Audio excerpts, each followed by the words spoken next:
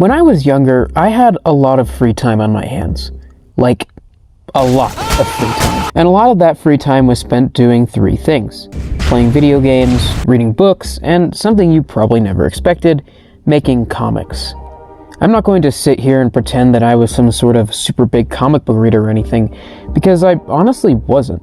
I vaguely remember in the 3rd grade being bought a bunch of IDW Transformers comics at the time, mainly because that was my autistic hyperfixation, but also just because I thought they were really cool, and a few of them had appeared in the toys that I'd been bought.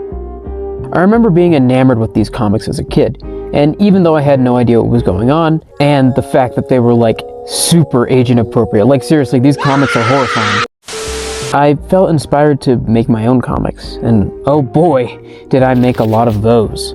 Recently, as I was deep cleaning my room, I found a ton of these old comics that I had made when I was a kid, ranging from the 3rd grade all the way up to my freshman year of high school. Most of them follow this super long interconnected story about stickman dudes fighting it out in space, but one of them caught my eye.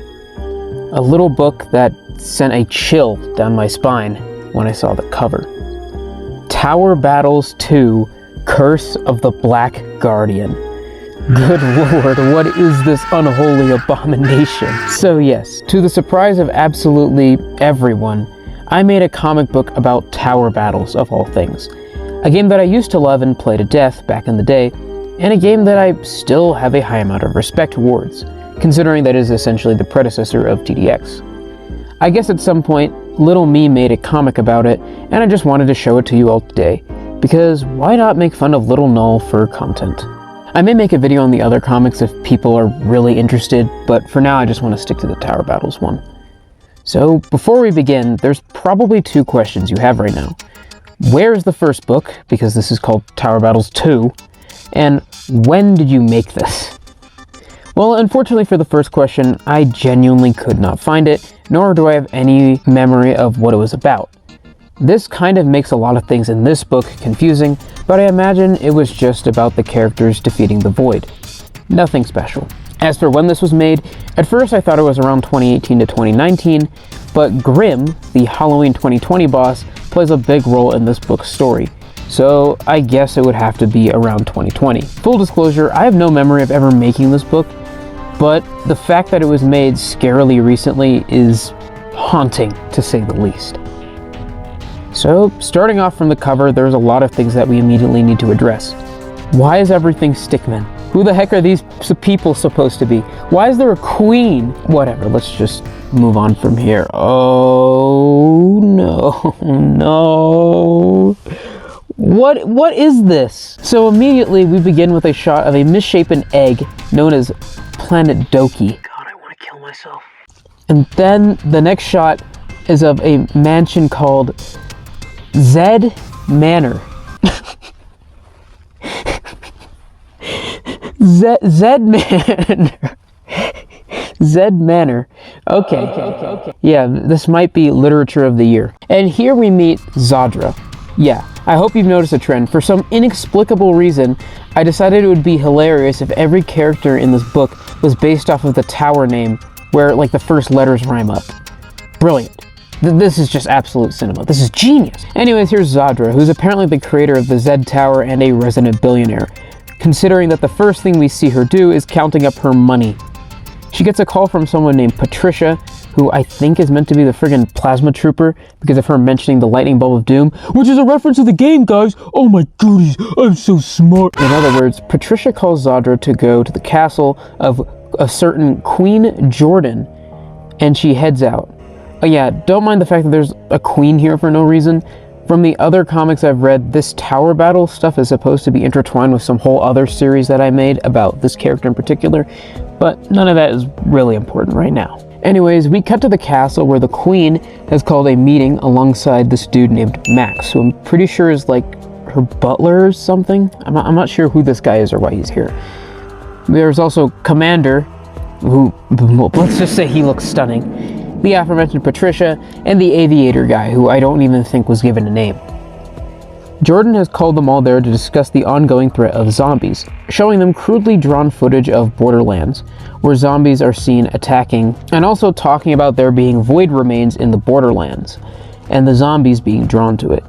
They all argue over the use of the void energy for their own purposes being a good or bad thing, which is scarily similar to the plot of TDX with the Calamity stuff, until Zadra arrives. So then Commander talks about his wife's kinks, and then we cut to the necromancers all meeting up. They all have been rounded up by this guy who I think is supposed to be the necromancer boss. He just kind of talks about the void being defeated and how their next course of action would be to enlist the Angel of Fire, Grim, to help them out. And that's the end of chapter 1. Okay, I'm going to stop giving you all the play-by-play and just summarize my way through the rest of these chapters because, quite frankly, I can only take so much of my younger self's writing, so you're welcome in advance. So chapter 2 begins with Zadra and a guy named Carter talking about the void energy stuff over the phone, only to be interrupted by the zombies attacking. So they fight, and we see probably the funniest thing I've seen in a while. A singular boss 1 appears, the commander calls in a freaking airstrike to come and destroy it, and so they have a huge celebration when it's destroyed, as if killing a boss 1 is some huge accomplishment. Also, there's this gem. Finner? Finner? Finner. Finner.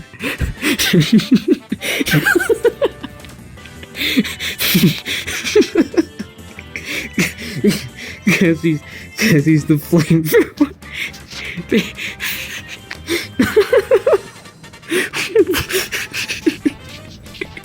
Oh my god. They just use an airstrike on boss 1. That's not something to celebrate. So the battle ends and the necromancer boss announces for a new wave to begin. Zadra arrives in a Zed and is looking for her friend Carter, who I assume is meant to be the commando. It's really hard to tell, but I think that's what they're implying. The commander is recruiting new people into the army. He throws some shade at TDS Gladiator, and then they're attacked by zombies again. Commander pulls out a very highly detailed Luger. I don't know why I spent so much time making this thing look good when every other gun is just 2 bricks put together, and then calls for Robbie, the railgunner, to appear. Yes, Robbie, the railgunner. Oh. So Robbie takes a direct shot at a necromancer and completely blows his head off, only for it to be revealed a few panels later that he was just totally fine. Robbie, you had one job! And so a boss 2 appears and then vomits everywhere, and then we get a tank that just appears to save the day and then instantly explodes when running into it. Honestly, getting a bit too real there, comic. So then there's more fighting and just more and more fighting, and eventually it's just all over. Zadra is still looking for Carter, and then a guy named Sammy, who, using context clues I think is supposed to be Scout, appears to deliver the horrible news. Carter is missing. Dun dun dun! Yeah, I know. Cutting back to the villains, the necromancer boss scolds 2 boss 3s because they have returned from a meeting with Grim that apparently went unsuccessful, and then he crashes out, eventually deciding that he's just going to go to her himself and convince her to join his side. We also get a quick look at her, and oh my god, I made Grim a woman. Why? Why did I do this? Why did I make everyone in this book a woman? Why did I do this? What is wrong with me? So anyways, the necromancer boss is jump-scared by the arrival of a hidden boss who confirms that they indeed have captured Carter the Commando. Dun dun dun! Okay, I'll stop. Moving to chapter 4, Zadra is sulking at her mansion when she is suddenly called to the castle by this funny-looking guy. He never appears again. I don't know why he even looks like this or why he's even here. I don't know. Autism. Anyways, Jordan and Max, who this guy, once again, I think he's her butler. I'm not even sure what happened, but they flirt, and this is horrifying, and then Zadra appears again. Jordan gives a speech about the Void's death to her people, and they plan to kill the necromancers, and the crowd cheers. The necromancer boss appears in a place called Fendar, demanding to speak with Grim. He is stopped by these 2 funny-looking demon dudes called Volcanocytes, which honestly is a pretty cool name for a species. So they fight, and he kills them, and then he enters a dark room. A voice calls to him, referring to him as Warlock, the boss of all necromancers, so I guess I got his name right. The voice is revealed to belong to Grim, who over the centuries has lost her physical form, being reduced to nothing but a fire spirit. Which, oh my goodness, it's a reference to the enemy! It's a reference to the enemy from Tower Battles! It's a reference to the Fire Spirit! Oh my god! Okay, so the two talk it out and agree to help each other. All that Grimm wants in return is the Crystal of the Void, so that she can resurrect her servant, the Black Guardian. Warlock agrees to the deal, and everything seems to be set in stone. I guess it's time to turn the page and see how everything works out next. Oh. No! So as it turns out, I never actually finished this comic book, leaving it and the unfolding story completely abandoned. I'm not sure what would have happened next because, well, like I said, I'd completely forgotten that I'd ever even made this book to begin with. And given that I started a certain YouTube channel not a few months later, you can kind of guess where all my time went. It sure is a shame that I never finished this book, because for how ridiculously stupid this whole thing is, it's not like the writing is the worst thing ever. I think the art genuinely got better towards the end, and if I continue with it, it probably wouldn't have been half bad. It's far from the worst thing I've ever created, which, if you like the video and subscribe, I might go over my other abominations at a later date. But regardless, I hope you enjoyed this little adventure into my past, and if you did, once again, like and subscribe, and I'll see you guys all next time.